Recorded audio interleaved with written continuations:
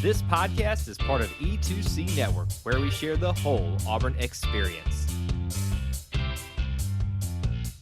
David Housel described it best. We are living the whole of the Auburn experience. You can quantify it or qualify it through a variety of methods: time, people, places, things, and busy weeks. But at its heart and at its core, the Auburn experience is all about Auburn sports, Auburn culture, and Auburn family stuff. An easier way to say it is, though, say it with me, if it's orange and blue, it's what we do. Thank you so much for joining us in what we're going to be doing today. We've got episode 139 of the Auburn Experience podcast, and I am your host, as always, Kyle Loomis. Alongside me, I would say coffeeed up or something, whatever he needs to get through this episode. Ready to go. Austin Scott saddled up. We've been prepping all week for this one. War Eagle Kyle, War Eagle to all those out there. Couldn't even get the War Eagle out because we just got to go. We got to go. Got to go. Kyle, you and I have talked, I feel like, more this week than we usually do about a show in prep. It won't surprise many people that we prep for these shows. We could prep more. This week it was forced on us and done for us. So it's go time. It is go time. I am hearkening back to our good friend Gus Malzahn and just, come on, down, get the, like all those little different things. We got to go. We got to hustle. We are titled. I very rarely reference the title for these episodes or plan them out in advance, but this one I'm just calling the one with all the football. And it's ironic because, yeah, duh, Kyle. But if you understood the context of which we're going to be getting into this week, folks, for Auburn people was just wild. Every single day until the weekend, there was something to talk about in the football space of pretty big significance. We're talking from Cam Newton, championships. We're talking commitments. We're talking big yellow signs on the field and banners. We're talking music, entertainment things coming. I mean, we're not going to have time to talk about all of it today. Austin and I, as you said, we've been talking all week. I actually stayed up to about 2 last night trying to figure out how we can get through this in some succinct manner. So I think this week, Austin, as we said, it's probably best that you and I dispense with the pleasantries, the lightheartedness, and just get down to brass tacks, don't you think? Just get on with it. Look, I put it out there on Twitter. We have said that we recognize we are taking a lot of the time of our viewers and listeners as of late, that we don't intend to, and we're going to do better. This is not the week to do better. So I'm sorry on the forefront. It's probably going long. We'll get there. Do you remember this too, when I tried to suggest last week that we should put off that last segment to this week? I do remember that. Yeah. You saved us when you said, no, we got it. We got time for it. That's all right. We had it. And it was important for us to do that last week. It's almost like you knew this was coming or something like that, which you did. And I know. I had no idea. All right. We are going to start you off with a little bit of Auburn potpourri. Some of it is not going to be of the football flair, but pretty much everything. This is why it's called the one with all the football. Although, let's start right here because this one is about football in the truest sense, the football. We have already chronicled the beginning of the James Armstrong era for Auburn soccer, and the first week of it wasn't as successful as we'd like it to be. They got their first loss and their first tie, which is always frustrating for that to happen. But I'm pleased to report to you that we're here today to celebrate the first 2 wins of the season for Coach James Armstrong and his squad. All of these are at home. They beat Southern Miss 3-0 and put on a just offensive explosion versus Kennesaw State 6-0. One of the players alone had 4 goals. So that tells you maybe they had a little bit of pent up frustrations from how the season started. But here we are, Austin. We've, I guess, in a sense, knocked off everything we need to: a tie, a loss, and now 2 wins. We got it all covered, I guess. That's right. There are no more zeros in any of the columns. It is 2 wins, 1 loss, 1 tie. And it was a difficult start to the year, in higher competition, but also obviously you want to win.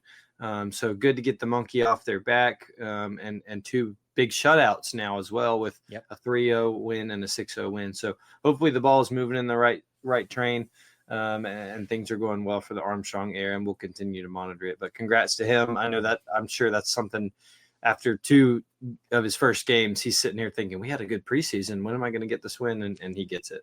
Yeah, he definitely does in fine fashion with the offense and the defense showing really well. By the way, if you haven't seen that athletic play from new goalkeeper Yapo, It was 3 games ago, the second game of the year, but we've shared that one out on social media.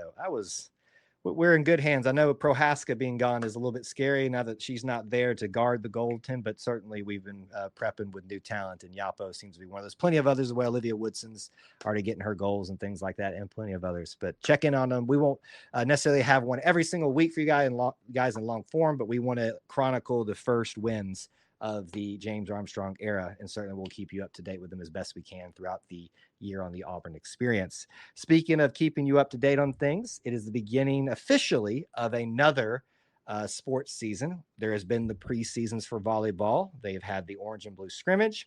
They have also played this weekend in Atlanta, Georgia Tech. I unfortunately wasn't able to attend that like I wanted to because we took a little last minute fun trip to be with family. But I went a couple of years ago, and that is a fun place to go, even for an exhibition preseason match. But it officially begins this week for Coach Crouch, women's volleyball. The season will be underway with a non-conference schedule that includes 11 non-conference games, 18 SEC games, 15. I miscounted there. 15 SEC games on the season. I feel like this is a fair statement to say, Austin, about volleyball. Last year was a little bit of a letdown and a little bit of disappointing, especially when we got to conference play.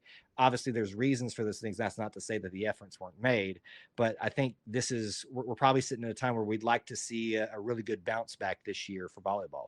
Yeah, certainly. I think the hype, we chronicled it very well, but the hype a couple of years ago was notable.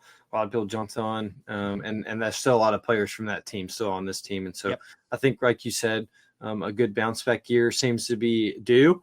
We'll see if it gets going this year as they are up in Louisville this weekend. So that, I think it's on the ACC network if I remember right, but they're playing at Louisville. And so it is on 5 o'clock on Friday. So it's a perfect little tune up into watching Auburn football that night. So get your Auburn fix in all the way around on Friday. And listen, there's plenty of stuff going on the rest of these weekends. I mean, it's football, it's volleyball, it's soccer, cross country is going to be getting going too, and here soon, pretty soon. So it's all cooking at this point. Here's some perspective for you to round out. Last year, we went 14-13 overall after a great start in non-conference play, but then struggled in SEC play. But here's the funny thing. One of those SEC wins was against top-ranked Kentucky. I was there for it. It was an incredible comeback match. And so to only go 14-12 was just a killer last year in SEC. Previous years to that, both seasons previous to that under Coach Crouch were 20-win seasons and 10 SEC wins. That's where we probably want to see it head back towards, as close as possible to those 20 wins, the 10 SEC wins overall. So we'll see how it all shakes out. We'll break it down here as we always can, as much as we can on the Auburn Experience, but we're looking forward to another Auburn volleyball season and chronicling their story. Lastly, here in Auburn Potpourri, we're going to just get you, this is just the tip of the iceberg of the football week. This is why we called this the one with all the football. All you Auburn recruiting junkies, I know that you're just jazzed up, jammed up, jelly tight after this week. An incredible commitment happened in one Braylon Womack from Mississippi, a safety that by all regards, whether you look at this site or that site, was one of the most coveted at his position out there. And some have even, I think, begun to entertain the fact that he's just that good and that versatile that you should just probably call him a DB. Could be used in any one of those spaces, your safety, your cornerback, or that specialty position in the DB group that sometimes housed by Champ Anthony of late and others as well. But this was a big one, Austin. I think the dancing on Auburn's grave can finally be put to rest. What you think about that? Yeah, no, certainly. I mean, I think that there are plenty that, like we talked about, panicked a while back, and that was all for naught. That things are still going to, this is a long race. It's a marathon, not a sprint. And it is, recruiting is all that and more. I think it's very interesting, the trend that continues to happen with elite level talent leaving the state of Mississippi to come to Auburn. It's pretty fascinating to see, especially when certain coaches want to continue to troll Auburn. But I think that's a trend that has done well for Auburn and seems to be continuing. So don't get too high and mighty and let those who do all the talking think Auburn recruiting is dead in the water quite yet. Now, listen, that phrase when Mr. Watson, director of recruiting, put out, "This is a marathon, not a sprint." It was the most true statement about recruiting that I've ever seen put out there. And once again, folks, we're not sitting here calling that Auburn's going to have the number one class by the end of this. That's just not probably plausible, and that just changes from place to place. But here's the reality, folks. It's not about are you in this one segment of time having the most stellar performance. It's about the whole picture, the whole story. This is another one being added to that story. Braylon Womack is obviously someone everybody wanted. Texas A&M, LSU, Ohio State. Yep. Ohio State, Ole Miss, all of them. Auburn continues to do great things, especially in the state of Mississippi. That's just wild. You talk about Deuce Knight coming from over there last time. You've already got 3 Correct so far in this class right now. I'm beginning to think, I always talk about this too, Austin, that the core 3 is Alabama, Georgia, Florida. It's like that core group for Auburn. Are we seeing the shift happen now? Is Mississippi going to be included in that from now on? Well, I think it's only natural with the ties that this staff has that they have a focus in it and a familiarity there. Whatever they're doing, it's working. So as long as you continue that, I think you're looking to pay dividends. And we'll continue to bring on the ire of a couple of, well, at least one coach over there in the state. Listen, it's all good fun. We've talked about old Lane before. He knows what he's getting himself into when he puts his foot in his mouth on social media. And usually he comes out on the raw end of the deal on that one. But there you go. Braylon Womack, brand new 2026 member of the class for Auburn football. All right. Here's where it begins, Austin. We got to walk through a bunch of stuff. What we already had scheduled for this week was our second half. Yeah, do your stretches. Just go ahead and get it in. Here we go. Listen, I already had like soreness like this for some reason in my jaws. At the end of the day, I'm going to be really tired. Second half preview. We are going to go game by game and give you all just some quick thoughts and then just a prediction of sorts on those last 6 games. We're going to do it a little bit quicker this time, and then we will give you our final full prediction, record prediction for the year. And Austin and I reserve the right to change that a little bit from last week if we felt that we needed to. I don't know that that's going to happen, but here that's something we wanted to reserve the right to do that. So let's start it off, Austin. Let's kick where we left off. You were sitting at 5-1 on the year. I was sitting at 4-2. You had lost to Oklahoma. Mm-hmm. I had losses to Texas A&M and Georgia. Here we sit post Georgia game with that next game available to us at home, the Missouri Tigers. Post GGA, I think the biggest storyline for this one that we can glean this far out is, will Auburn win or lose have a big hangover in regard to the Missouri Tigers? Note, this is a flex time, so we don't know what time yet, somewhere in the afternoon to the evening. So that could factor in a little bit to this as well, the hype around this game. What are your feelings about this matchup and then your prediction? Yeah, I think that for me, I think this is one that I had them winning against Georgia. And so I think that there could be some fallout after this one of just all the hype in the world. I don't know where Missouri will be at this time, but I think they're very well coached. They have good talent on their side of the ball. Auburn kind of choked away one there in Mizzou last year. Drinkwitz is the SEC's new Mike Leach and new Steve Spurrier and all the things like that. And so I do think that Auburn might drop this one. I'm going to put them as a loss. And just from where we sit today, and thinking that the hype train might be a little bit too high. And this might be one Auburn drops coming off such a big win. Yeah, I'll be honest with you, Austin. In this next 4 that we're going to talk about, I do feel that there will be a loss somewhere. It's one in here. Yes, agreed. There's certainly one in here. I have bounced back and forth with who this is going to be. I think I had Missouri as the next loss. I don't know why, but I can't make myself go there quite yet with saying that Auburn's going to lose to Missouri. I think they're right now where I'm sitting, even with post UGA, whatever that means, win or lose, the fallout after that, I think Auburn gets the job done at home and will beat the Missouri Tigers, once again establishing that the only Tigers that truly matter. Sure. Well, listen, they're not even the SEC really, so I mean they are, but they're not. And like you said, I think it's one of the 4 in here, but the 4 in here too all makes, like, on paper it doesn't make sense. I truly think Auburn should beat them. but that's why we play the games. That's why you line up and go out there and play the games. On paper, I feel like we're talking a much higher number for Auburn on season wins, but that's why we play the game. So if it's Missouri or not, I'm with you. I think there's one in here that maybe gets caught Auburn slipping. Yeah, and I think that's what this is. This is an area where Auburn maybe should be expected to win the majority of these, but could get caught slipping. And maybe that's the case for Missouri, if that's you out there, giving your opinions and takes on this. Next game, we're heading to Fayetteville. Traditionally, Auburn at Arkansas has gone very well as of late. Very few losses there. If Gus was here, I'd say it's an automatic win, but he's not here. So we can't do there. There is some vendetta that Gus had against Arkansas that just would put the wood to them every single time. I mean, not even like it just would be, the game would start and it would be over. So historically a lot of success, but you're going on the road. I don't really know what to make of Arkansas this far out too. I think probably not very high on many people's list for SEC competition this year, unless you have differing thoughts. No, I'm with you. I think that Arkansas is in a little more dire of a spot. I think Sam Pittman, they're looking for him to win some games this year. I think they love him culturally. I think that they're looking to see some more results out of it more or sooner rather than later. So I have Auburn winning here. I think Hugh and Auburn will do. Are you good? Sorry, good. That scared me for a second. That was on me.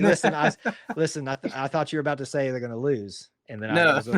I'm kidding. Go ahead. Throw a glitch on the screen. That was all me. I got Auburn barbecuing in Fayetteville. There you go. That threw me for a loop.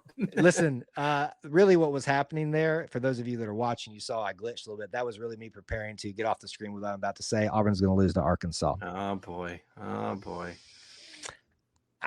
It's early a.m. It's an 11 a.m. game. I'm not that big of a superstitious guy.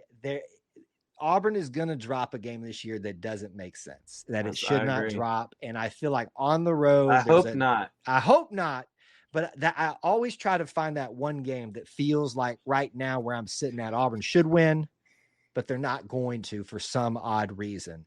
And I think just the emotional of Georgia, then Missouri having to survive, probably that thing. It could just be at that point, you're just worn out, and then you just got hit in the mouth by a desperate Arkansas team. So I'm sorry. I know people are mad in the chat too. I say Auburn loses to Arkansas. I got to find that one weird one in there somewhere that just doesn't make sense for most sense of the words. I know we got people upset now. All right. Game 9. Here we sit. We're coming back home. The Kentucky Wildcats, the night before. It will have been Halloween. You know, all of the students will just be probably tired from the festivities the night before. Festivities. Hopefully, yes, that's the word I'm going to use. Hopefully, this will also be a night game. It's a flex right now. I got to think that this one would look really good at night. They're white and they're blue with, obviously our Navy and in that situation tonight, the Navy Nightmare. I forget what color we're wearing that night. Maybe it is the Navy Nightmare.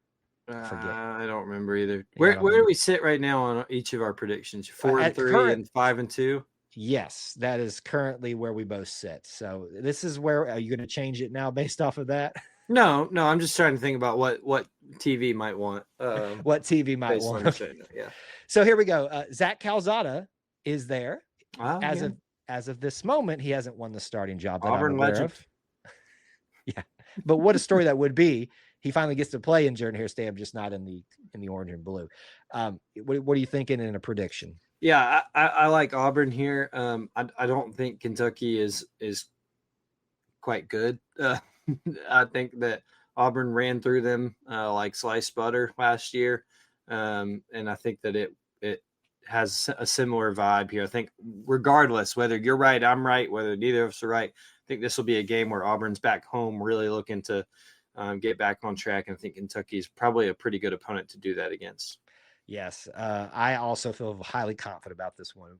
A, it's at home. B, you can't really say just because last year's team ran through them, literally, it's going to happen. But I just feel like we did that with what we had last year. Exactly. The idea is that you get better, a little bit more fluid with the passing game. You can just maintain a little bit of what you did with the running game at home, maybe a night atmosphere where everybody's ready to rebound against, as I predicted, a loss at Arkansas. I know. I know. Settle down. Just got to find that weird one in there somewhere.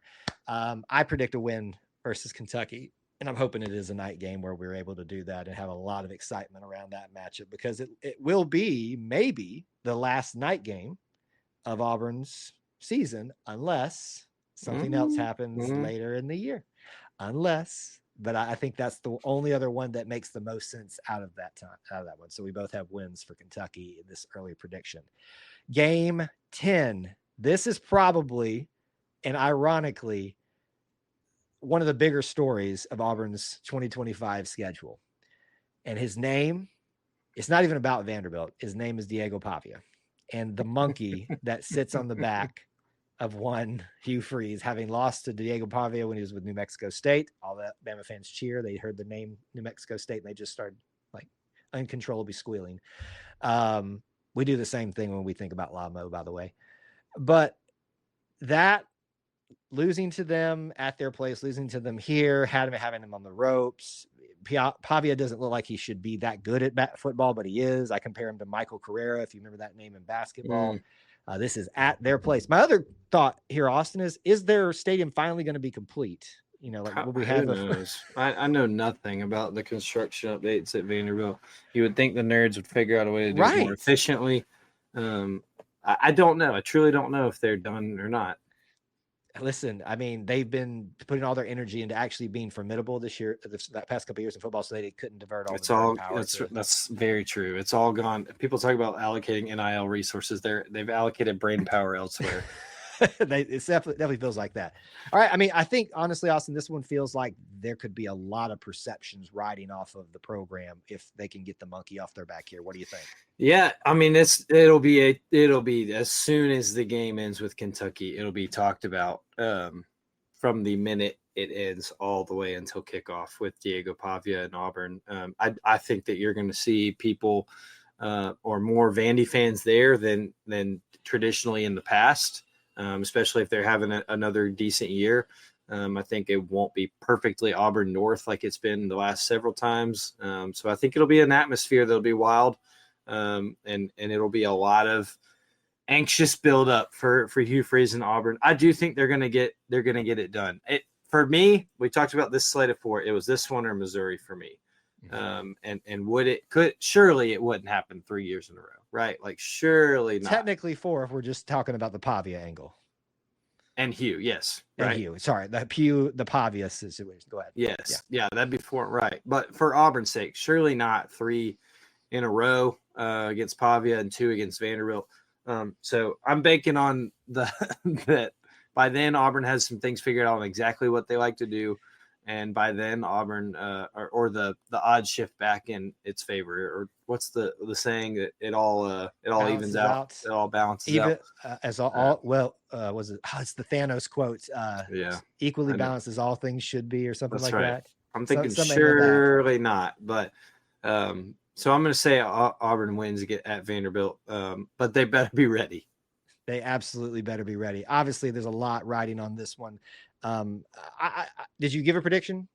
Yeah, win. A win. I'm going to say win in here as well, because I think it just feels like this is the thing that can get, if Auburn's having a great season, or even if they're having kind of a borderline season, this is the thing that can kind of shift a lot of the commentary around Hugh Freeze' future, all that kind of stuff away. Just getting that, I keep calling it the monkey off his back, but it's really what it is. Just getting it done. Get it off, Get it away. Let's put it away. We're about to enter into another time where maybe we're going to talk about this in a little bit, a future annual meeting between these teams. So I don't know. We'll see. We'll talk about it in just a little bit, but hopefully we're both right and we're getting the win in Nashville, Auburn North for this one. Bye week, we certainly don't need to analyze that. That could have so many implications. Oh, Lordy. In between all of the different weeks. Could be really great. Could be really, really could great. Be really bad. But it does set up for a Mercer game. But we don't really need to dive into much here, I feel like. This is, I think, the military appreciation game, if I'm not mistaken. No, actually, that's Kentucky. That is Kentucky. Okay, so a lot going on. I've got all the things mixed up. But regardless, this is one of those tune-up games which maybe you can get caught napping in if you're not really taking things seriously. Do you have any fears about the Mercer Bears coming in and doing something to the Auburn Tigers? No, not really. Mercer's already played this year. Watched them a little bit yesterday. Don't know how their game ended out, truthfully. But I think that my prediction for this game is we will get to see a lot of people excited because they'll get to see Deuce Knight play a good bit. I think we'll see Deuce Knight play a good bit against Mercer here. I think Auburn will take care of business, not look ahead to Thanksgiving or the good meal they're going to eat or Black Friday or the Iron Bowl. I think Auburn will take care of Mercer and be just fine and be able to work some things out. It'll be the second time that the Auburn Tigers take down a Bear this year. Because if you listen to our preview last week, at least where we may have changed in a week, but that's 2 Bears, 1 season. Listen, it's bear hunting season as far as I'm concerned. The Auburn Tigers take down the Mercer Bears in that final game before the big one, the granddaddy of them all. Look, can I just say this as we move into the final game of the year? I'm going to say a message to you, Ohio State and Michigan fans, that have to. The term I use these days, and this goes to many things, is over posturing. Like, if you have to over posture to make your point, you've already lost the argument. The fact that you have to call yourself the game tells me right there you have an inferiority complex. You are not the game. The only game that is the ultimate, the only rivalry that is the ultimate in all of college sports, nay, all of sports, is the Iron Bowl. I'm sorry. I know I just made the Yankee and Boston Red Sox fans upset, whoever else that claims that. The greatest no two other teams are not stuck in such close proximity to each other with nothing else to get their energy and fervor out with. The greatest rivalry in sports is the Iron Bowl. Period. Said, over, done with. Here we sit, game 12 every single year, Auburn and Alabama, this time within the confines of Jordan-Hare Stadium, where one Nicholas J. Saban is, once again, I don't know if that's his middle name, but it is for me, has said it is a nightmare to play that. And if that wasn't true enough coming from his mouth, all you need to do is go back and look at the last several games that have been played there and teams that had no business being in a position to beat Alabama, even on their home field. They almost did. I know we almost only counts in horseshoes and hand grenades, but here we are. We're at least talking about it. I'm making you go first. No. Why? Because I've gone first on every single one. Fine. That is fair. That is fair. I think I built up the magnitude here. I've built up the What's your record right now? My record is 8-3. Okay. I believe that this team can come out and dominate. I also believe this team can have so much weight on it at the end of the season, once again, because people begin swirling storylines based off whatever happens, that there can just be a game that doesn't go our way. What I do believe is this: it will be a great game. And I do think it will come down to the wire again. I don't think that there will be mistakes made of the past, not like rushing 3 that so many have pointed out on a 4th and 31. That once again, the Bama fans cheer and heard their little phrases they love to throw out. But unfortunately, Austin, I will predict that the Auburn Tigers still are unable to beat the Alabama Crimson Tide, even within the confines of Jordan-Hare. It'll once again be a barn burner that will not end up in the favor of the Auburn Tigers, though. Yeah, so I'm at 9-2 right now, and I'm going to say, going into this, I said Auburn's going to go 9-3 this year. I'm still not sure if it's Georgia or Alabama for me. I'm not totally sold on it. I went Georgia as the win last week, so theoretically here this would be the loss. I just think it's one of the two. I don't think it's both at the moment. I think that the game will be absolutely phenomenal. Most of them are in Jordan-Hare. There's a lot to go on about this game. This is the Bo Jackson ceremony. The 40th anniversary of his Heisman Trophy will be celebrated here. It will be packed out. It always is. And I think Auburn is very capable of winning this game. There's certainly question marks at Alabama as well. But I think Auburn finishes 9-3 with a loss to Georgia or Alabama as that third one for this for sakes here, I'll say that it's Alabama, and Auburn finishes the year with another Iron Bowl loss. But we'll have to see how it shakes out on the field. We absolutely will, but we wanted to give you guys some early quick previews of everything, and we've now done it first half, second half, and you have those to go back on and throw back in our faces if you like. But please, I hope so. I hope so as well, because that shows that we live rent free in your head for you opposing fans out there that come back and months later to those things. So hi, we see you in the comments, by the way. But when it's 16-0, I'll be throwing this back in my own face. How about that? How about them apples? Speaking of throwing it back in your own face, let's put it officially on the record now. Okay, we are going to. You've had your time, but this is the official record, all in one thing, Austin. 2025 Auburn football season. You and I have walked through the first and the second half, each of those games, some just early thoughts about them, but we got to put it out there for the world to know and hear and see and be able to ridicule against us in one succinct thing here. Would you like to go first, or would you like me to go first about I'm just saying record prediction here. Whatever you want to talk about. If you want to tell us where the losses are, where the wins are officially, go on the record about that. I think that's probably the proper way to do it. Just however you can give us your full thing for people to use against you. For the 2025 season. Yeah, I'll lock mine in then here. I'm gonna say, I'm gonna go crazy different on what I've said. I knew you would. Hard. I think I'm gonna go crazy different on it, but I think I'm gonna say, I'm gonna stick at 9-3. I think Auburn needs to win 8 games. I think their talent level is too good not to win 8 games. They would have been a bowl game team with a kicker last year, or a consistency at kicker last year. And so I'm going to say Auburn wins 9 games, and I'm going to say the losses are Oklahoma, Georgia, and I'll still say Missouri. Still say Missouri. Okay, so really you've just changed your Iron Bowl. Georgia to Alabama, yeah, which was fine during the early preview. It's one of those, and I'm still there, toss up either way. Yeah. Really, though, like we just said, I'm saying Missouri because I'm trying not to go so off base. It's one of those 4 for me. Yeah. I think we're in both agreement that I think there will be a letdown game for Auburn. I hope not. I truly hope not. I think if they can get this thing rolling and display some confidence, that there's a possibility that they're just world beaters. Yeah. But I think this team needs to win 8. I do think they're capable of winning 10. I really, really, really believe that. But I'm going to go square in the middle. I like what you said there. I think there's a couple of groups that you look at here where if you're being honest and intellectually honest and trying to remove your biases from, you see areas where there's potential for Auburn to lose a game. The Oklahoma, Texas A&M on the road situation, that's tough. Mm-hmm. You got to anticipate. If you get out unscathed out of that, oh man, boy. Sunshine will be pumping out every hole I got. That is a visual I'm just trying to move past. So I agree. We've got a loss in there probably coming. We've got get that for the podcast later.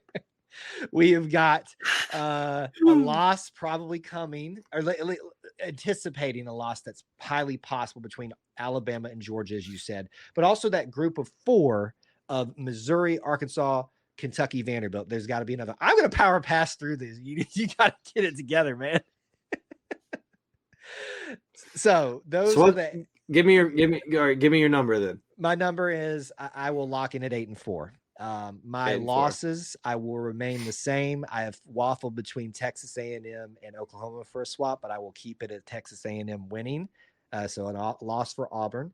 I will lock in on a loss for Georgia, and I will lock in on a loss for Arkansas as my pick. I got to have a pick that's going to make people mad. That's got to be it. And so that's going to be the one. It's on the road, and I will lock in a loss in the Iron Bowl. As much as I want that to happen, one or the other this year, I think this is a year where a lot's going to go right, but I also think it's a year where the hopes can get dashed very quickly because things feel like they're starting to work. And it just kind of feels like that's the Auburn story sometimes. I hate to be a Debbie Downer, but realistic floor and ceiling. Realistic floor and ceiling. I think it is realistic that Auburn could go 6-6. I do think it's realistic that Auburn could go 9-3. I don't know that I'm at 10-2 yet with you. I could be convinced to go 10-2. If with Alabama and Georgia at home, that's a high possibility. But I think, as I talked about I like to talk about in bell curves. My bell curve is that low end is 6-6, the high end is 9-3. So I'm kind of more on the more positive side of that bell curve with my 8-4 record. That's what I'm most comfortable with. Third quadrant section. Yeah. Look at us doing science and math. Hey, you get it all when you come here. The one with all the science. The one with all the football and science. And sunshine, apparently. And out of every orifice you could want. All right, we got that one done, but we're just getting started here. I think we're making pretty decent time, though. So let's try to do the best job that we can here of somehow tackling the week that was for Auburn football outside of just prepping for a 2025 season. It's like Auburn said, you know what, Kyle, you had 1 week left before the season began and your schedule really gets busy and you probably had 1 weekend as well planned, but you know what? Forget all that. Here's every bit of news that we've been sitting on that we're going to just throw your way to get you something to talk about each week. So I say that only tongue in cheek. I am so thankful that I get to do this as a career, that Austin gets to join me in this venture on Sunday nights, that we get the blessing of talking about. So don't hear us not being grateful about that. It is ironic that we had quite the week that we did and are going to try our best to do justice to all of these things. The first big story of the week, Austin, I think probably the one that's, I want to say the least shocking. I think this was more of a question of not if, but when. Maybe all of these were, but to me, I think when I sit back and look at this whole week of Auburn news, this is the one that almost kind of is like, well, yeah, I mean, this makes the most sense to me. Maybe you disagree. I don't know, but Cam Newton will officially have his number 2 jersey retired at Auburn University, making it the 4th player in program history to have their number retired alongside Bo Jackson, Patrick Sullivan, and Terry Beasley. 88, 7, and 34. Now 2 will officially be retired together. That will take place at the Georgia game, October 11th, obviously at Jordan-Hare Stadium, which, by the way, folks, if you didn't get your tickets, good luck paying those prices now, because I had to fork over the money this week to secure my spot as well. I wasn't going to miss that for anything else in the world. So, Austin, just your initial reaction. I we want to break this down a little bit, but where are you sitting at on this in terms of when you first heard the news Cam Newton jersey retired? What were you thinking? Yeah, well, like you said, there's no one questioning it's deserved or that it's wasn't going to happen at some point. I think the biggest surprise for a lot of us is a lot of us haven't seen an official jersey retirement at Auburn in our lifetimes, like an on-field recognition as adults, an on-field recognition of a thing. And it's a whole to-do. We've all known you can't wear 7, you can't wear 34, and you can't wear 88. But it's never been kind of like this spoken thing, I guess, in the last, quarter of a century or so. And so I think that was the most surprising part to me, is that Auburn was going to make a big to-do about it. And I think it's as they should. There was a lot of discussion about it when Deuce Knight came in, and a lot of discussion about whether he should be allowed to wear it, all those things. I think it's the right thing to do. I'm okay with it. There's a lot of opinions about the actual retiring of jerseys or whether it should be a thing you earn. I don't, this is not the time to get into that kind of thing, but I think it's a good thing to honor Cam in the way Auburn does jerseys. And right now that's jersey retirement. And so I'm thrilled for it. I think that it was a great kickoff to this week to see it. Not too surprised by it in the sense that it's happening, but just the timing. It came out Monday, and I texted Emily, my wife, immediately, and I said, Kyle and I just got done talking about all the things that are going on Georgia weekend, and now there's this. Little did I know what all was to come that week. But this is the beginning. But it was like, if that's just one more thing to add to that night, then hey, let's go. Oh man, listen, it was already up here for the Georgia game. Correct. We just went off screen, like off script. I do care if there's a loss, but like I'm just saying, the day is already just built up to this magnitude. Right. Let me just tell you this: if Auburn's undefeated and Georgia is as well, with this in mind, and College Game Day doesn't arrive onto campus, they should be all fired. I'm just going to say it. Just right here for everybody to say. I'm just going to put it out there. You should all be fired. Every single last one of you. Bring back Lee Corso is all I'm saying. But that was another thing this week that's not even Auburn related. So I agree with you. We don't have the time to fully flesh out the conversation of when you should retire jersey numbers for anybody, but more or less in the Auburn space. That's actually something, believe it or not, in my storage system, Austin, that I have for a topic for us for a rainy day of having that debate. But I do want to ask just quick, is this too soon for you for Cam Newton? No, okay. Not for me. When you look at his 15 years, it's, a nice round number. But he's retired from NFL. He's done his thing. He's made, kind of the headlines of in the sport past Auburn that he was going to at this age and level.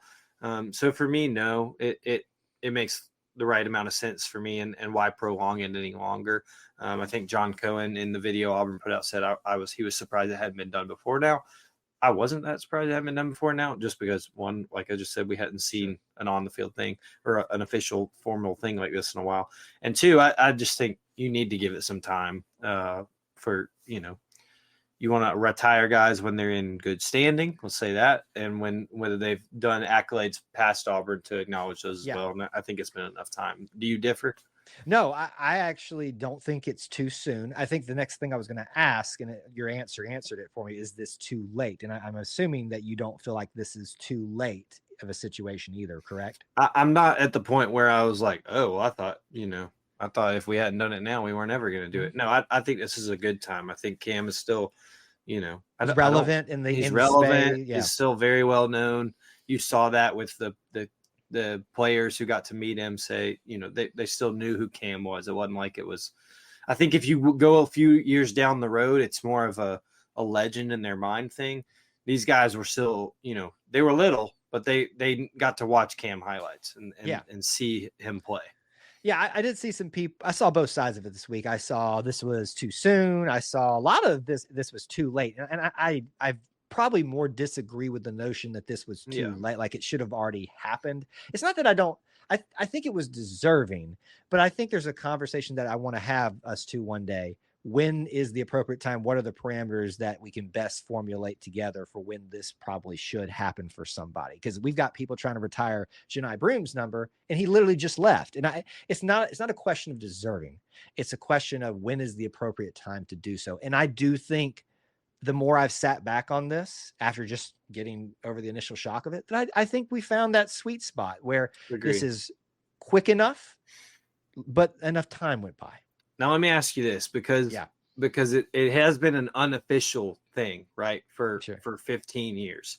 Him and Aaron Savage on the same team were the last ones to wear it. Yep. No one else has worn it. Is that okay with you? Is that whether we don't know the ins and outs on? We don't know if equipment guys said no, you can't wear it, or if guys were like, I'm not wearing two. Or is that okay with you in the interim until a formal announcement has been done? Let's say it's understood. Let me say it like this. If nobody for the next 15 years wears number 4 on a basketball court at Auburn, but we haven't done anything officially, how do you view that? To me, I think it's fine, because if someone's had a career at Auburn that is warranting of that, and I know people will go like, when you talk about career Janai versus a career with Cam, that you're talking about length of time that's differing. But I think we always look at Janai and go, hey, he was here for a long time, and look what he did with all his time. But look what Cam did in just 1 year, one of the greatest seasons for anybody. I think certainly there's a lot of subjectivity there, but to me, I'm fine with it. My question to a player is, why would you want to be associated? It's not that let me back that up. It's not that you wouldn't want to be associated with it. Why not blaze your own trail? And I'm sorry that was your number, and that the greatest, some people view the greatest quarterback ever for Auburn had it. But, obviously this conversation is around Deuce and all that kind of stuff, but I'm fine with it, to be honest with you. If somebody wanted to do an unofficial, hey, this will be retired one day, let's try not to pick it, Sure. Situation. I think that's fair. I think it's a toss up, because some could argue that, well, then it's already retired. And I think that they're probably, hold out. And for me, I've talked about this before from a PR standpoint person, not that you hope anything happens to anyone or anyone makes bad choices. I think you want to hope that you give it enough time that they give a mark, they leave a mark on something other than just their sport, other than just Auburn, and in a positive light. And so I think that's the case. I think, but like you said, I think Keyshawn Hall, who's going to be a stud for Auburn basketball this year, was 4 previously, decided to go with 7, I think, and just said, I want to give credit where that is due. Absolutely. And honor Janai in that. That's my choice, but I want to honor Janai in that because he's just the best that ever did it here. I think that attitude is probably a lot of where it comes from, of not wearing 2 for this long. But to make it formal and official now, to tie all this in a bow, I think it's the perfect time that Auburn's doing it, and I'm excited to see that happen on the Georgia game. Man, it was a good way to start the week off, but boy, did we not know what was coming after this point. So let's talk about it, Austin. Probably the hottest topic of the week, and you could maybe even make a case the day after that. That one had some power and spiciness to it as well. Monday wasn't big enough. Tuesday was. The Auburn Athletics Department announced that officially, after much speculation, books have been written about the topic, whether it was warranted, whether it's deserving, from people's opinions that don't matter because they've already done it themselves. So once again, you need to be careful pointing the finger because you've already done it too. That was my question this week, Austin. Before I tell people, I would ask other fans when we were getting comments or live interactions, but I was like, what's your fandom? Have you looked at your championships yet? That's what we're talking about. Auburn claims 9 national championships as opposed to 2 official as of this Tuesday in August of 2025. Let me give you the list. We'll talk about it a little bit here in more detail because there's a lot of angles to discuss within that. Before this week, Auburn recognized 1957 and 2010 as their 2 national titles. No disputing 2010. The Oregon Ducks got their butts whooped. No, that was a good game. Michael Dyer was not down. No matter how much you cry about it, it doesn't change reality. We got multiple angles on it. And 1957 is one of the best Auburn teams that ever was and ever will be. So those 2 undisputed, no questions about them. But there's always been these ones out there that people have talked about. Will they ever be claimed? Yep. And then some that at least have a good case. And here are now the ones that are officially being thrown into with the 1957 and 2010 national championships. 1910, 1913, 1914, 1958, 1983, 1993, and the big one, I think, for people of our age and generation, 2004, old wrongs righted in a way for this one. So once again, I'd like to give you a space to say your take on it, and then we'll kind of chop this up however we need to within the different ways you can discuss this, because there are a variety of ways to do that. Yeah, I think it was very interesting to see all the fallout from it, right? Right. And from positive to negative to everything in between. I think it is a key distinction here that, in a weird way, Auburn has always recognized 1913, 1983, 1993 as ones that were also national champions. Just, it wasn't on the sign on the stadium. It wasn't inside the building, but on the website, if you ever looked on the public website on auburntigers.com, those 5 were all, including 57 and 10, those 5 were always mentioned as national championships for Auburn football. I don't know whose decision it was to not put it on the stadium or make it a bigger to-do. I don't really know the reasoning why, other than just it hasn't been done. So really, and this is all just semantics, and nobody probably really cares, but really Auburn added 4 this past week by doing so, not 7. Still, Auburn's going to now bring that total to 9, no matter how you got there. It looks like 7, but no matter what, how we get there is 9. But here's my thing with it. My overarching goal, or not goal, overarching thought and hypothesis of it is, if Auburn does this 10 years ago, 15, 20 years ago, it's not as big of a deal as it is we're talking about right now. When everybody else has been doing it, if we all grow up in it, it's no different than anyone else out there, whether you're claiming 18, whether you're claiming 4. So to me, it's not as big of a deal. It's just a big deal because of the timing of it all. I don't know how much you want to get into each year and that kind of thing. I think that it is important, and I put this out to our Conquer Club earlier this week. I think it is important to recognize that an unbiased and separate entity of a individual spectator, and I don't say spectators in one person, but individual outside article named Auburn the national champs. It was not, as you can see if you go look at some other places, not some random person that has decided. It was a reputable source and accredited. There's a word that they're using for it, and I can't remember it, but accredited source has labeled Auburn as the national champion in those years. Now, yes, let's just go out and say it, because some of you are figuring it out for the very first time. In a lot of these years, there's multiple national champions, because my friend Bobby, who owns this newspaper, can name Iowa the national champs, and my friend Jimmy, who owns this, yes, that's where I was going. Good pickup. Who owns this wood lumber company can name Auburn the national champions. And in that day and age, when there's not a game, then that's how it's done. And look, let's just call it how it is here. We've all made fun of the other team in the state for doing it for a long time. Oh, yes. My brother's first words to me was, I hope no, and he sent a tweet from an Auburn personality online that, I hope no one recorded my middle school conversation of me clowning my friends at the lunchroom, because it's true. It's true. We're acknowledging it but I'm okay with Auburn leveling the playing field. If this is how we're all doing it, I'm okay with it. Yeah. I think that it's appropriate to honor those memories that we have of teams that were special. I'm going to say that. I'm going to let you talk, and then we can go into certain years if you want. Yeah, I think we maybe should do a few at least. And maybe this is something we break out further if we need to on not such a jam-packed show, Absolutely. the one with all the football. My first question to anybody in this, I've already talked about. If it's somebody who's not from Auburn, what's your team fandom? Let's talk about your history. So if you have an issue with this, then we're not going to talk about this unless you can not take issue. Now, I would say I did have a Micah is his name. He's a Bama fan who follows a lot of our content on the different spaces. I don't know if he's here tonight. He has said, I'd be fine if we just do with everything, just wipe the slate clean until the playoff era. I said, I'm down with that too. And that still gives Alabama a big advantage in that category as our biggest rival too.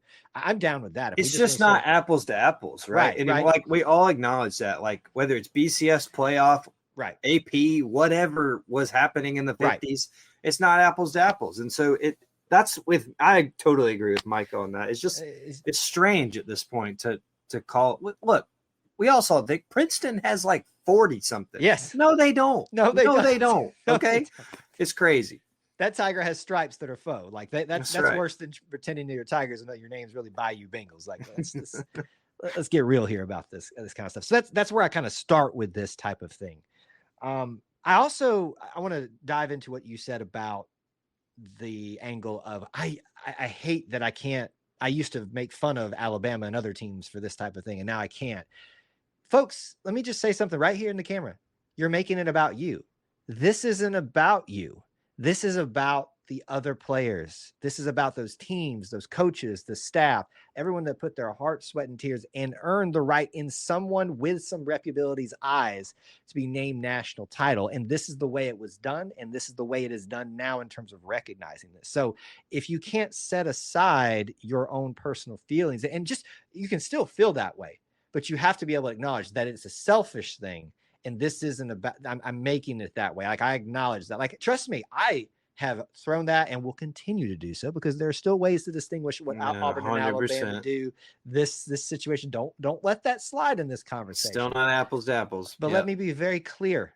This isn't about you. This is about the players, and this is about the team. So you need to be able to recognize that and separate that. With that being said, as someone who has a lot of bias towards my modern era of Auburn football, a lot of rights have been wronged with the 2004 team. Let's just be very clear. I think of all of the championships, that is the one that is most deserving. I think Austin and I differ a little bit on this one. I think, frankly, with no claim title, because USC, who won it, has had it taken away because of cheating, and Oklahoma, who I believe was killed by USC in that game, if I'm not mistaken. Right. Yeah. And they were frankly, everyone was shocked that they were still allowed to be in that national title game because of the week before that and what Auburn had done that season. And probably you could probably thank the current system because of Auburn being left 100%. Out of that. I think with no national title claim that year, Auburn's the undefeated team. Auburn should have already been there. There's no one in the college football space that doesn't acknowledge that's trying to have a serious conversation that should have happened. You can not like it, but it's the reality. That one to me is the most deserving. Now I know Austin differs just a little bit on this, and so I know I just set it up like, how can you disagree with me? But yeah, I want to hear you take. Hate mail's flowing into my mailbox as we speak. Look, I don't want to put it on the out front. I don't disagree with anything Kyle just said on as far as that they have a claim and that that's a team I fondly remember. It's one of the first I ever watched that gave me a love for Auburn football, because how could you not at freaking 8 years old watching all those studs run around out there? I think for me, it's the hardest personally to wrap my head around because I watched it. Sure. No one else on this list. I'll show how young I am here. No one else on this list here I was alive for. I think for me, Austin, I didn't even realize that in 1993 you weren't alive for that. I was not alive. That's hard to accept right here. Okay, go ahead. I was. Sorry. Yep, I was hanging with Jesus. Yes, that's true. There is. I fondly remember that game and feeling the anger of why do we not get to play? Like, how in the world is our undefeated SEC champion here not playing a national championship game? And so I think for me, it's probably some of that anger still holding on to that to say, well, this doesn't right it, because I still felt it. Sure. And so I'm not saying that it shouldn't happen, and I'm okay with the claim overall. I'm just saying, to me, that one feels the weirdest of going back and saying, well, no, we're going to say we were national champions, even though in the actual time that it happened, they weren't. Now, a lot has happened, and I think Kyle's right in saying that this does right some wrongs there. But it's just hard for me when there was a physical game that was played that I remember. We didn't get to see Auburn actually hoist the trophy. And so it'll never be perfect, because some of us will always remember that. There's some people who will remember 1958, and I think they'd be a great person to have on the show. So hit us up if you got a landline still. But I think that that's hard for me to grasp with that Auburn will never get to experience that in the moment. However, I think it's great that they're going to get – that team has been celebrated and recognized so many times. They were last season. I think it's great that we'll get to do that again here in the future from here on out. I think we recognize, obviously, tonight being so jam-packed, we can't dive into all these we want to, but I don't want us to leave this topic before do you want a say on anything else within either, whether it's about one of these teams or in the space of this conversation? The one I'm most excited about is 83. Yes. I think that Auburn got jobbed, and it doesn't get talked about near as much as 04. I think Auburn got absolutely jobbed out of a national championship, and Bo Jackson being a national champion at Auburn. That team is very special to me. I've talked about that team with my dad a lot. It was his senior year. Just very special team to me. And just one that I hate that did not. I feel like that has now been righted. I know that it was not in the moment for those people as well. So don't keep coming at me with my 04 reasoning. And then the one that feels weird to me too is just 93 with probation. Now look, it's the same thing. I think Micah feels I resonate with him there. What happened in 93 to go on probation is totally legal now. It's all apples and oranges on how did they get in trouble with this? And hey, look, what happened to Cam is totally legal now, if you want to go that. And so I think that, which was Mississippi State and not Auburn. And so it's that strange to me too. But all in all, I totally agree with Kyle on, and what USC did, but we're not going to go back to 04. I still love the 04 team. Please stop yelling at me. And so I think that, I love that these teams are being recognized. It seems like Auburn's going to do it all season and throughout the next few years. I think that it's deserved. A lot of these legends of Auburn football are now getting their time back in the limelight. The biggest outcry of it all is just that Auburn didn't do it sooner. That's what it comes down to. I think once again, we need to take another show when we have some time and maybe dive into this a little bit. I'm just going to say from a personal standpoint, this is my favorite phrase. People who've been here a while have heard me say this. We need to put some respect on Mike Donahue's name, and now it is on there officially with those 13, 14, all of those championships Yeah. when he was here. It was well beyond time for us to understand that he needs to be held in some high regard, almost to the level of Suge, almost and Pat Dye and things like that. In my humble opinion, we can break that out in another show, but we wanted to at least talk about it because that was day two. Day two. All right, We're over the hour. We're over the hour, but I think we knew we would. I think it's and we're doing good. We're doing pretty good. It's an hour of recording time officially on my screen right now. That's right. So here, and I think there's one topic we forgot to say we probably should discuss this week, but we'll see how before we get there. Yeah, I think I know what you're talking about. We may not have time for it, but the other one, and this is the story. I think once again, this was a story this week of stories. Not a matter of if this is going to happen, but when. We live in the world of 100%. NIL. Of gotta pay to play. No, actually, you're not supposed to be doing that, but let's be honest, that's what it is. That's what it is. That's what it is. And that takes the form of image and likeness of video games coming back, because we've celebrated that, because you can now have them being compensated for their likeness on there, and how great that's been. So there's been good, there's been bad, there's been frustrations. And I think this is something where you recognize, once again, if you're living in the world of context and less emotions, that you recognize, I don't like this necessarily, but it is at least, like you recognize something like this has got to happen. What we're talking about, day 3 of the week of the one all about football, Auburn announced they will enter into a partnership. Say it with me, everybody. YellaWood and Jimmy Rain, to have now on the field officially Pat Dye Field in a formal, not first time, but formal, regular acknowledgement that this is Pat Dye Field at the 25-yard lines, presented by YellaWood. There will be Pat Dye Field. Underneath it will be the YellaWood big, bold banner, and you can't miss it, and it definitely does catch your eye.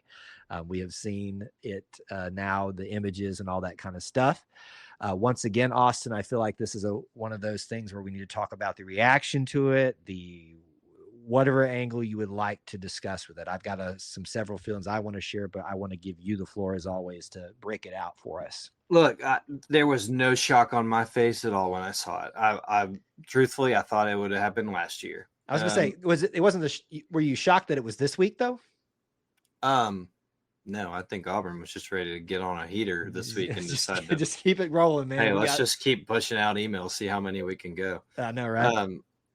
It was a shock to me that it had not happened sooner. To me, I thought it would happen last year.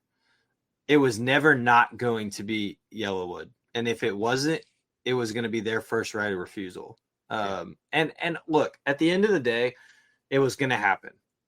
At some point, it was always going to happen. Jimmy Rain has been associated with Auburn University and Auburn athletics for a very, very, very, very long time, and rightfully so. He has done a lot for Auburn athletics, whether you think that's good or bad, like it or not. He has done a lot for Auburn for a very long time, and has put his money where his mouth is on supporting Auburn, and that's a lot of money. And so I think that a lot of pressure treated pine money. I think that the way Auburn rolled it out was done phenomenally. I agree 100% on this. To make it so much about honoring Pat Dye, who Jimmy Rain had a personal relationship with, in business and friendship and all the things, to make it so much about him and his reverence and respect for Coach Dye, I thought was done very well.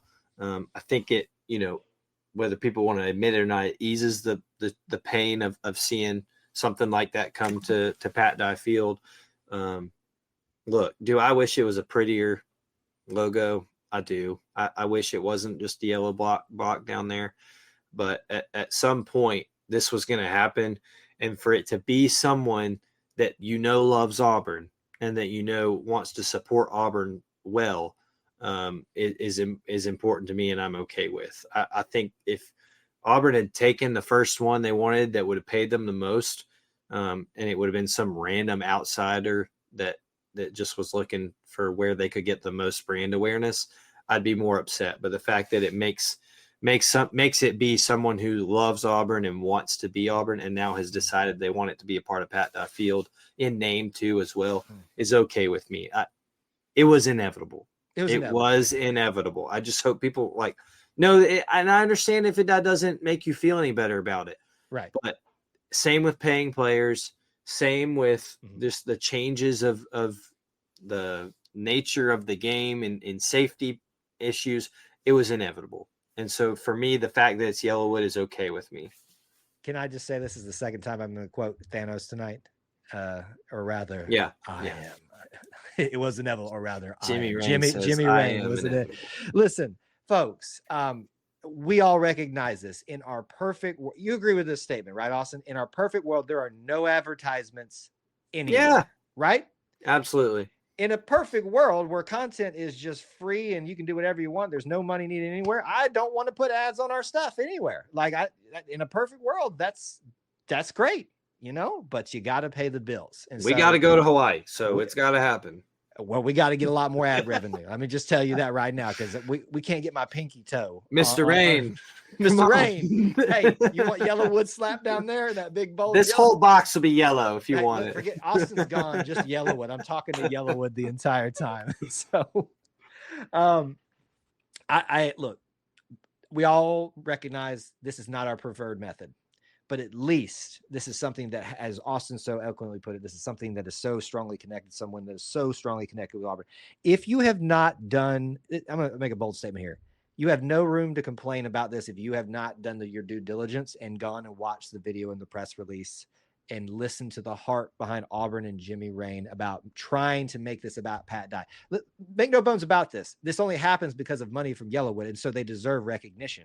But the way they went about this, I think, just oozes of appropriateness, of reverence, of doing this the best possible way, this of self-awareness of this, how this looks and how this feels to people, and trying to make the best of a situation that not everybody, I think we all recognize, would not be the preferred method, but it is what it is. Now, go ahead.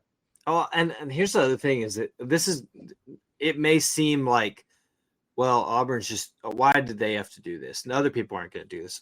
They will. There's no way anyone's going to miss out on this revenue with the way college athletics has moved to being so much about making sure money is there for certain things.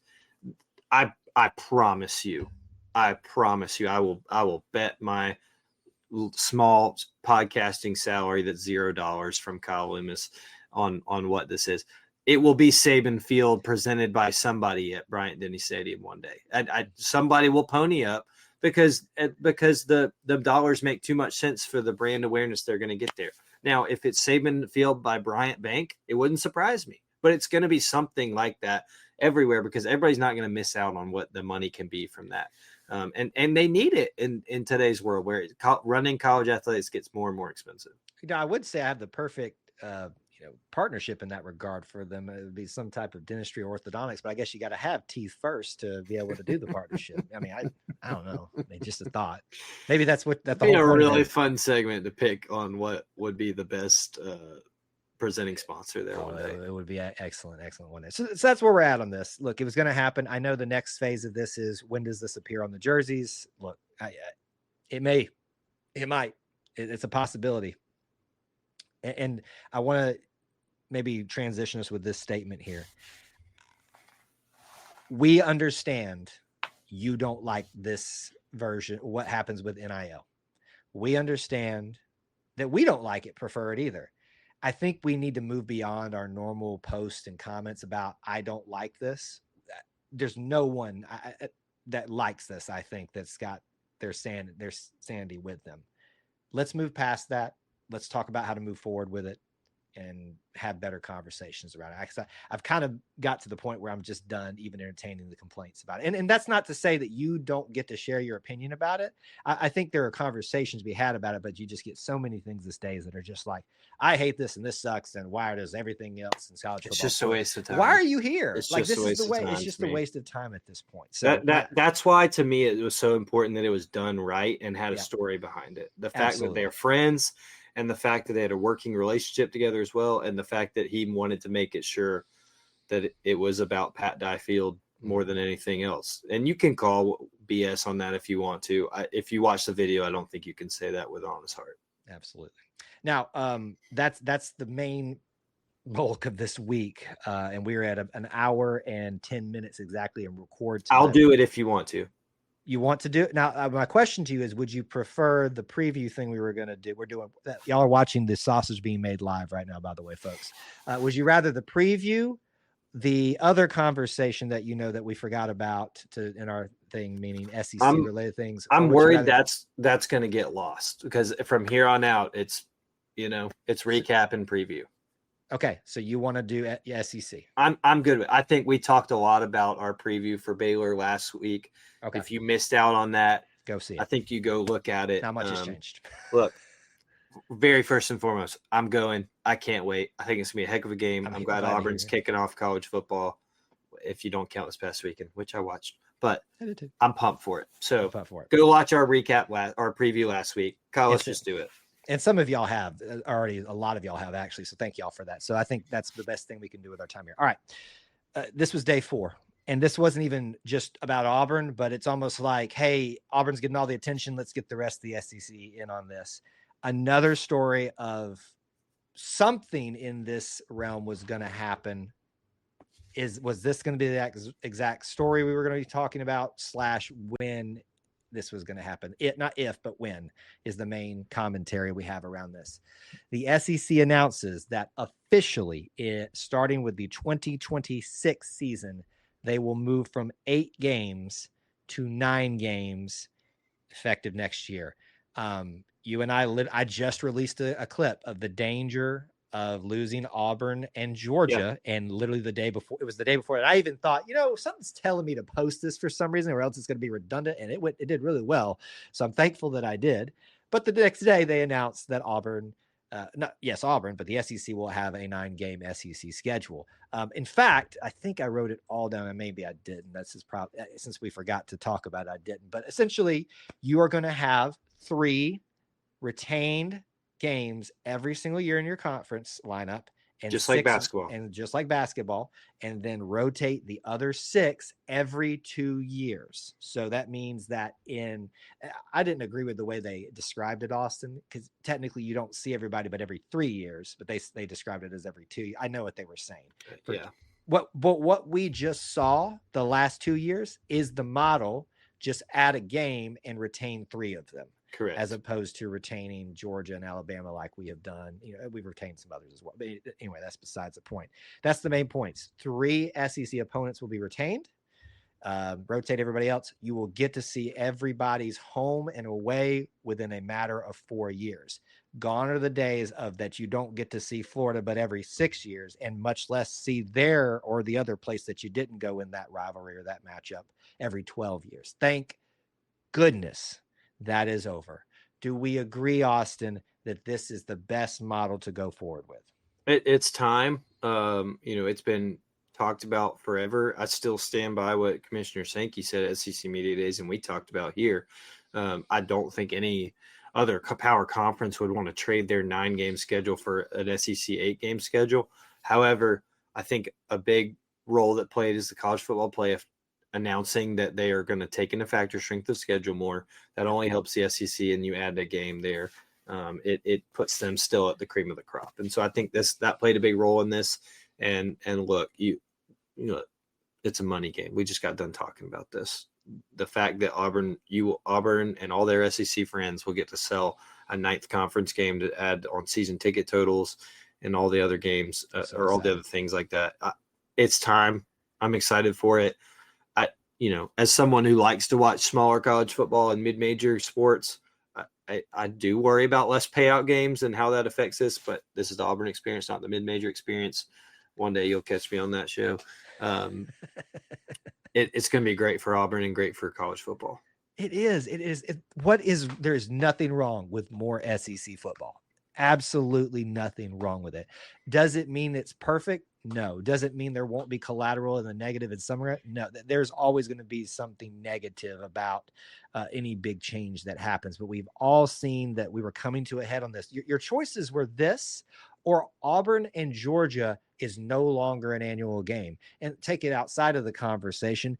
Texas and Texas A&M, who you just got back, is no longer an annual game. There were too many of these situations, Florida and Georgia, Florida and Tennessee, like that. You had to pick one there, and they can't even really make up the mind who's their biggest rival there. So that's going to be a struggle for them. Same thing with LSU. They don't know who they. Anyway, the point is this: we will not have these issues. The primary, most important rivalries will be retained. Let's be honest, Austin, with this announcement, and I think this is probably where you want to go with this conversation to round out our time. This is not a conversation with the announcement of 9 SEC games of our Auburn, Alabama, and Georgia all going to be retained, meaning Alabama and Georgia for Auburn's schedule. This is really now just a question of those two and who else. The third of those that are going to be retained. I've seen a lot of opinions, and I thought I'd had my mind made up on who it should be, and I have changed it so much because I've had some great points made about different angles of this. How do you make it fair with what Auburn has to face?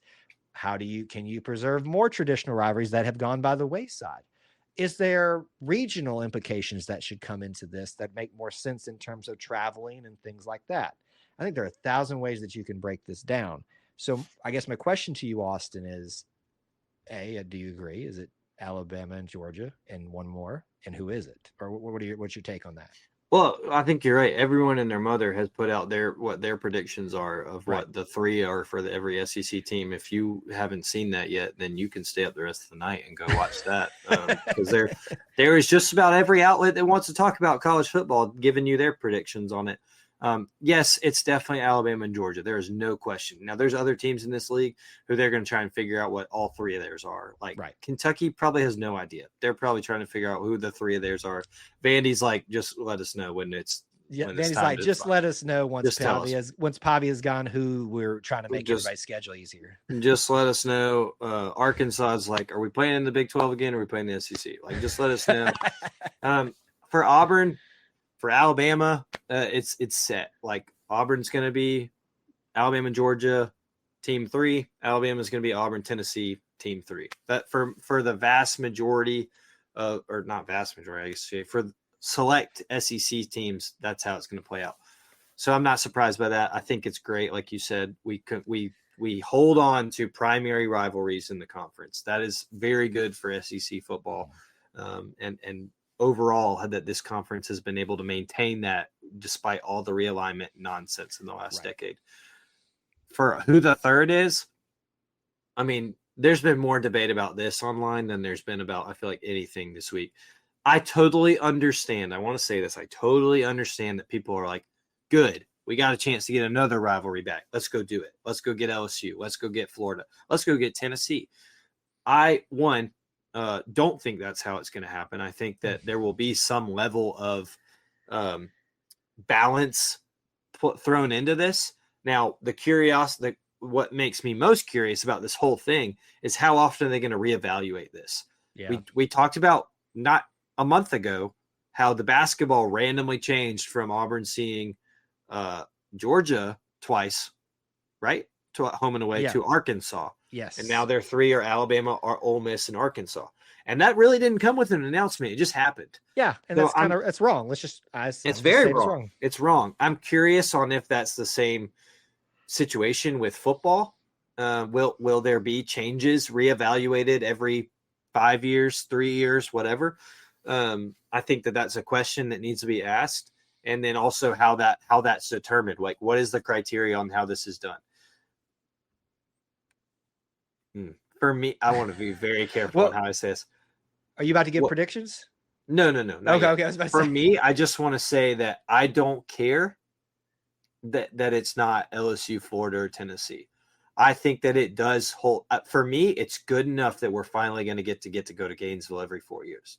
Okay. We're finally going to get to go to Knoxville every 4 years because that's been taken away for far too long. I'm good with that. Absolutely atrocious that it took us 15 years or whatever to go back to Gainesville. For that to be rectified is okay with me in the interim. I'm okay with that.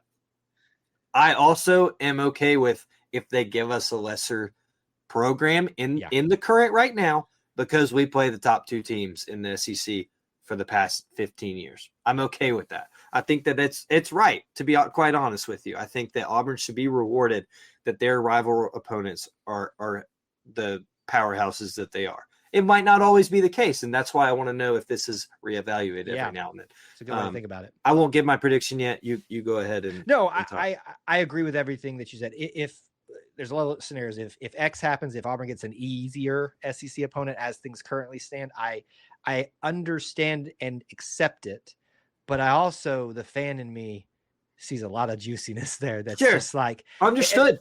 And there's a part of me that says, give me the smoke. I don't care. Like I'm such an Auburn historic nostalgia freak that someone wrote in the chat, Amen corner sounds amazing. Alabama, Georgia, Florida. Does that mean we suffer every year? Absolutely. But sign me up for it today. That's what I'm saying. Sure. Now, let's be practical. Let's take emotions. Let's take practicality. Let's take context all into the mix here. Let's offer some predictions. Also. I want your prediction, and I want who you want. You got to pick one for each. You took the word. It's like we do a show together or something like this. It's like he's trying to undercut me too. Let's go back and forth. You give me your prediction. I'll give you my prediction. Then I want you to tell me who you want, and I'll tell you who I want. Okay. My prediction is that it will be Vanderbilt. Me too. I think it's very simple right now. I think there's enough people in the know or pundits that are connected enough to have these conversations with some knowledge of what's being spoken about. Great. To not look at this situation and go, it's Vanderbilt most likely. Let me take it a step further. I will offer a tier 2 to that I think makes a lot of sense currently, but also maybe kind of satiate some nostalgia, not nostalgia, just some familiarity. Don't take away who I want. Okay, well then should I save it? Should I save it then? Yeah, save it for right now. Okay. So I said it's going to be Vanderbilt. You agree? I think it's going to be Vanderbilt, and I want to say I don't think people should be upset about that. I don't think so either. I'm take away the fact that it's got Vanderbilt on it. Okay, get off your high horse. We haven't beaten them. Okay, let's try and rectify that first before everybody gets all on Vanderbilt. I know the nerds aren't my favorite either, but we got to win first. I think Auburn fans should be excited about the proximity there, and that we've talked about Auburn North and the alumni base there. That would do a lot, I think, for Auburn's infiltration of Vanderbilt, if that is what they deem. I'm with you. I think it's been talked about too much for it not to be the case. Maybe that all changes, and maybe Auburn has some say in that if they don't want Vanderbilt. But from a ticketing perspective and from a attendance perspective, I think Auburn would be just fine to have Vanderbilt. Well, this is about the SEC making money, and they know Auburn travels well, so let's make it easier on them to travel even more. And Vanderbilt's needing help filling up that stadium that they still haven't built yet. So, let's put it makes a lot of sense. All right, so that brings us to who do we want? Yes. And look, I've already kind of told what this is. Sign me up today. Nostalgia freak here. Amen corner. I want Florida every year. I want the smoke. Don't even, I don't care. Some of you that are like afraid of that, I ain't scared. Give me Alabama, Georgia, Florida every single day. I want it. I want my dad's Auburn football schedule. I want it today. Anyway, that's my take. What's yours? And I think that's fair. And I think that if it turns out that way, there was going to be, I will be happy. There's going to be a lot of people that will be happy. I think if I'm going the route of tradition, I think I'll pick Tennessee, to be honest with you. I think that's not what I thought you were going to go a different way, but I am. That's not my official who I want. I'm just telling you, if I were going in your lane, I think I would want Tennessee. That's I miss that a lot. That's fair. And I think it's like, I think of the Barkley on game day, the 04 game. Like, I just miss that. That's number 2 for me. That's okay. Good to know. Neither of us have LSU. I think that's a lot of people say. And that would be number 3. Yes. Mine is Mississippi State. I knew it. Mine is Mississippi State. I think that one, I have, and this is kind of cheating. One, I have some personal and family connections there. But 2, I don't think people are familiar with how that there is tradition there. Auburn and Mississippi State have played more than Auburn and Alabama. Well, they've played almost 100 because Alabama times. decided they were afraid for several years. That's correct. But Auburn and Mississippi State have played almost 100 times. And that's a close proximity game. Those schools are very similar in stature and education. And just being straight up front with you, if we're talking in terms of level of competition, Mississippi State and Vanderbilt are not that far apart in the current way we sit right now. Sure. And maybe in the long term, over the longevity of how college athletics is headed, Vanderbilt might be set up more better than Mississippi State. For me, it's Mississippi State just because of the familiarity and the bring back some of that tradition. And I like that game. I think it's an easy game to get to and things like that. Not as easy as Vanderbilt, but that is who I would pick if all things were considered. Aside from the Florida Tennessee situation, would you entertain an Ole Miss as well? Yes. Not as much. It just outside of Hugh and Lane, it doesn't do it for me as much. I know there's 20 years you could go back and find some things. Right. But Tommy, I'm way picking. If I'm going Mississippi State, that's my number one. If I'm going, then I'd go to the tradition route. Then I'm going Florida, Tennessee, LSU. Ole Miss doesn't even come in until 4. Let's be clear here. I think no matter what your opinions are, there's what makes the most sense and practicality, and I think that's Vanderbilt. There's the fandom, emotional Florida, Tennessee. I love the Mississippi State pick, and so while I still lean that it's going to be Vanderbilt because I just think I just see too much conversation right now for it not to be. I think Mississippi State is a way to give back toward those sides of the fans that want something with a little bit more. Something to grasp onto in the past. Some SEC West flavor. Exactly. Let's honor the past, but move I would be forward. thrilled. I think it would work really well over the years. I've been to Mississippi State at Starkville. It is good people. It is. Well, I was going to say it's an odd place because it just pops up out of nowhere. Yeah. The bells are annoying as all get out, but hey, listen, at least they know who they are and they are thrilled to be it. Is that who you're going to say before I stopped you? Yes, that is. I was going to say, can I make a proposal for someone else? And I agree with you. I think taking all that into account, that's probably the best way to go to make all parties the least angry outside of that. So there you go. That's our takes on it. We'd love to hear some. Don't know when they'll announce it. That'll be fascinating. I guarantee you it'll be a 60-minute SEC Network special. But and I guarantee you it'll be probably like the second week in October or something. Some random when they've got like 3 games on a bye week for the SEC, they'll find a way. They'll drag it out. They'll drag it out. But hey, listen, we'll all tune in and they know we will, so that's why they're doing it. So here we sit. Wow, Austin, what a week. We did better than I thought. I'll be honest, we did better than I thought. An hour and a half, really, where we sit here. We did leave a few things off the table that we could have continued, and maybe we'll have time next week to do some more of that. There's still some meat on the bone that we could have chewed on from all of these things, and once again, we'll try our best to do that. I think given what we had to tackle in the one with all the football episode 139, and this isn't even about next week, right? I think we did it, Austin.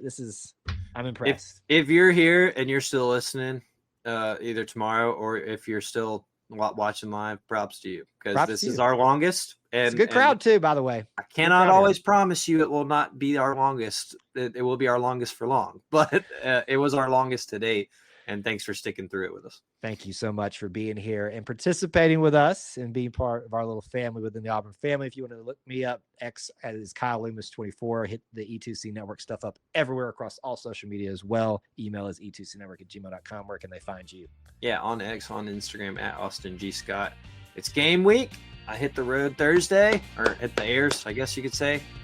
I'm heading out Thursday. Cannot wait.